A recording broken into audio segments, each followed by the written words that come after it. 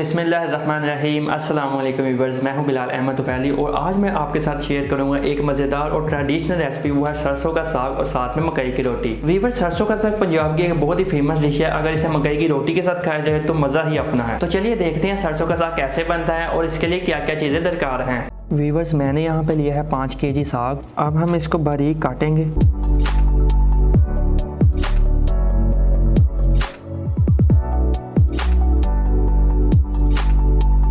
अब हम साग को टोकरी में डालकर धो लेंगे।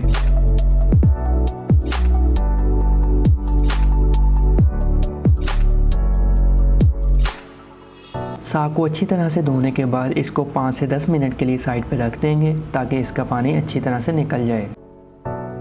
पालक मैंने ली है 1.5 kg। इसको भी हम अच्छी तरह से रनिंग वाटर में धो लेंगे।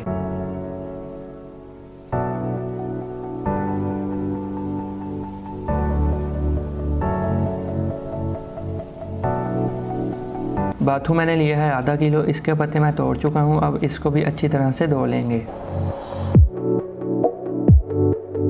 अब हम कच्ची हांडी को तेज़ आंच यानी हाई फ्लेम पर रखेंगे और जग पानी का शामिल करेंगे।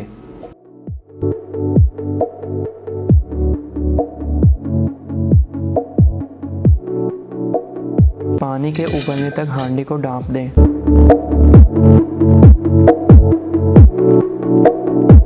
अब हम उबलते हुए पानी में साग को थोड़ा थोड़ा करके शामिल करेंगे।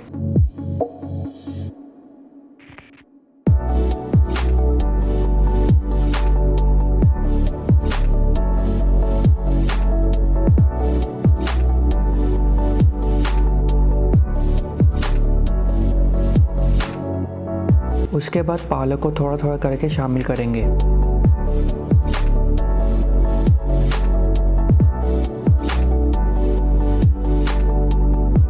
शामिल करूंगा बाथू को।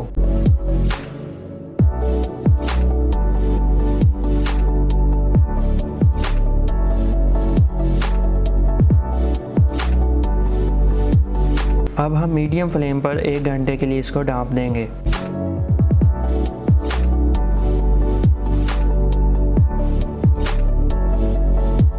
साग को अच्छी तरह से दबा दबा कर नीचे करेंगे।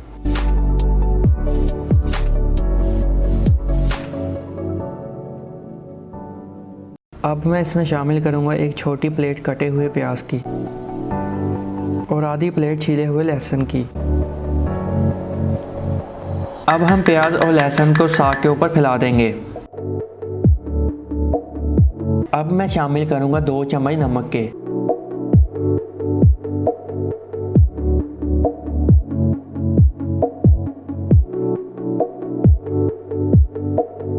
साग को अच्छी तरह से हिलाएंगे ताकि लहसुन, प्याज और नमक अच्छी तरह से मिक्स हो जाए।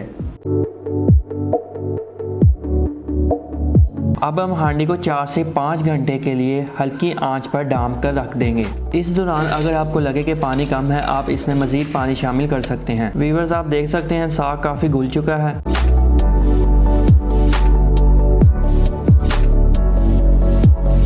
मज़ीद पानी का 1 जग शामिल करेंगे। साग को अच्छी तरह से साइडों और दरमियान से हिला लेंगे।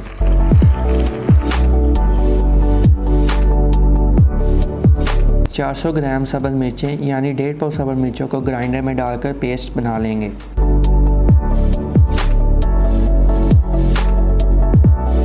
अब मैं सब्ज़ मिर्चों की पेस्ट को साग में शामिल करूंगा। मैंने साग के लिए सिर्फ सब्ज़ मिर्चों का इस्तेमाल किया है और अब हम इसको अच्छी तरह से हिला लेंगे। साग में शामिल करने के लिए हम 1 कटोरी मकई का आटा और 1 कटोरी गंदम का आटा लेंगे और इसको अच्छी तरह से मिक्स कर लेंगे।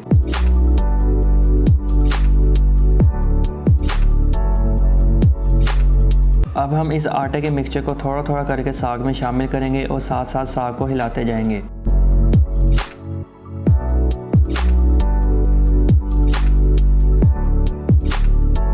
तमाम आटे को शामिल करने के बाद हम इसको मज़ीद 5 से 10 मिनट तक पकाएंगे और साथ साथ घोटा लगाते जाएंगे।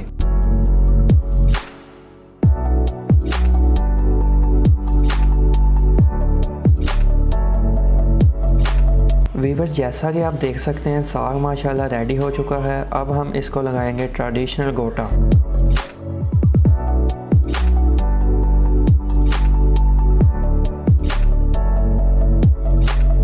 साग को गोटा लगाने का मकसद इसको मुलायम करना है, याद रहे इसकी पेस्ट नहीं बनानी।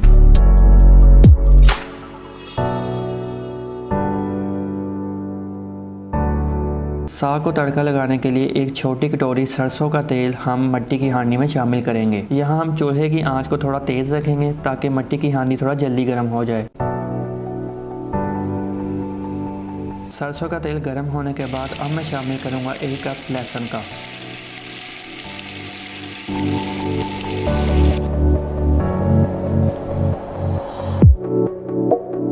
लहसुन को अच्छी तरह हिलाने के बाद अब मैं शामिल करूंगा 1 कप कटा हुआ प्याज।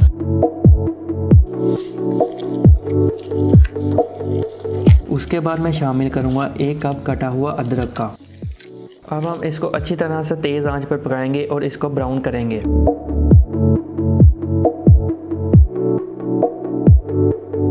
अब मैं साग को तड़का लगाने के लिए हांडी में शामिल करूंगा। साग के बोल को अच्छी तरह से साफ़ कर लेंगे। दरमियानी आंच पर इसको अच्छी तरह से हिलाएंगे और थोड़ा सा पका लेंगे। वीवर साग को तड़का लग चुका है, अब हम आग को बंद कर देंगे। अब हम साग के साथ खाने के लिए बनाएंगे मकई की रोटी। उसके लिए थोड़ा सा आटा हम लेंगे और उसको छान लेंगे।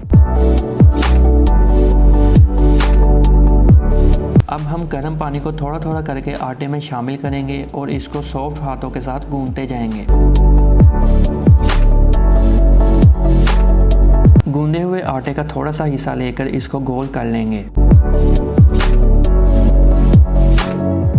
मक्की की रोटी को चिपकने से बचाने के लिए मैं एक प्लास्टिक शीट का इस्तेमाल करूंगा और इसे चकले पर बिछा लूंगा। गीले हाथों से इसको अच्छी तरह से गोल कर लेंगे। पेड़े को दबाकर इसको फैलाएंगे। चकले पर अब हम थोड़े से कतरे पानी के शामिल करेंगे ताकि रोटी चिपकने से महफूज रहे।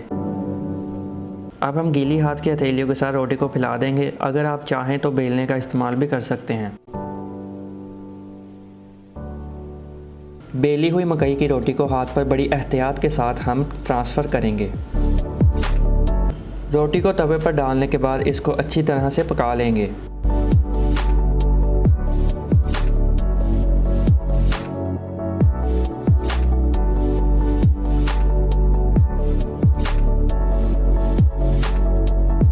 तो वीवर्स मकई की रोटी और सरसों का साग खाने के लिए रेडी है।